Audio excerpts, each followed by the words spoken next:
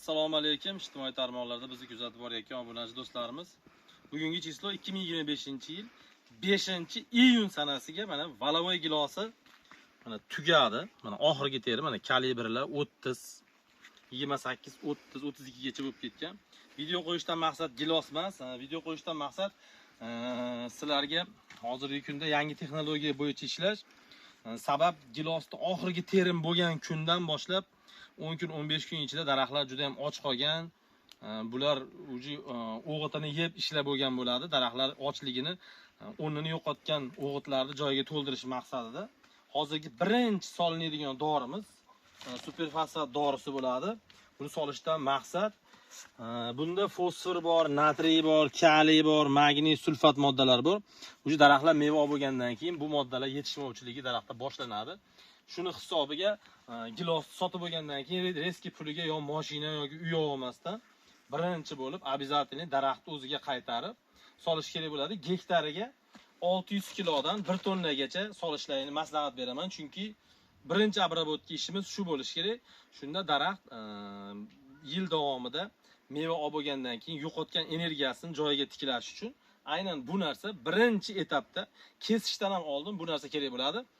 Bizni kuzatishda davom etasizlar. Videoga like bosing. 10 kundan keyin boshqa dori solinadi. U haqidagi videoni ko'rishingiz uchun podpisatsiya tugmachasini bosib qo'ysangiz, 10 kundan keyin qanaqa dori solish kerak? Valovoy daraxtlari hozirgi kunda changlamayapti, meva ushamayapti deyapti. Uni asli sabablari boshqa bo'lishlari mumkin.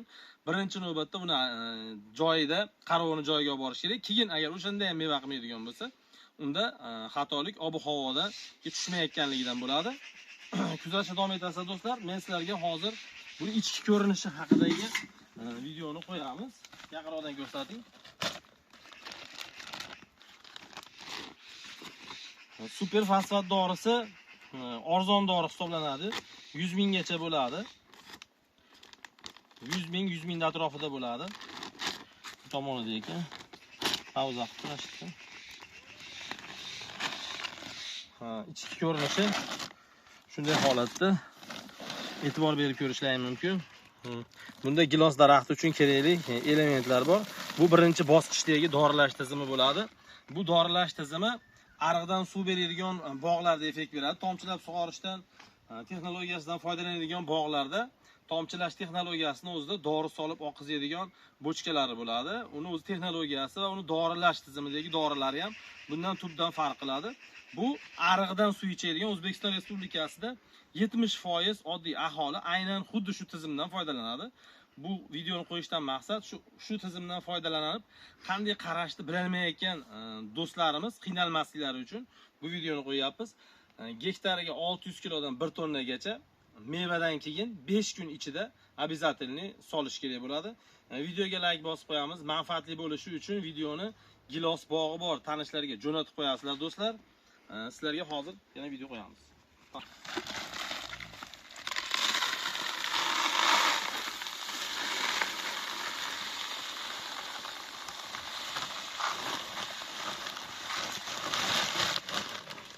Dorini solayotganda hisobini olasizlar. Bu dori daraxtga belgilangan limit bo'yicha bo'lmaydi. Imkon qadar ko'proq solsangiz daraxtingizga shuncha foydasi bor.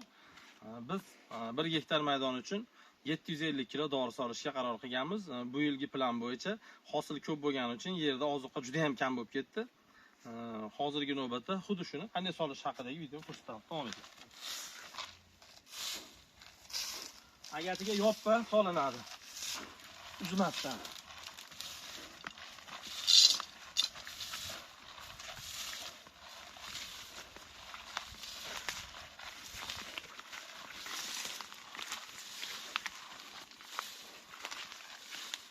Xuddi shu ko'rinishda solib ketaverasiz, uzmasdan.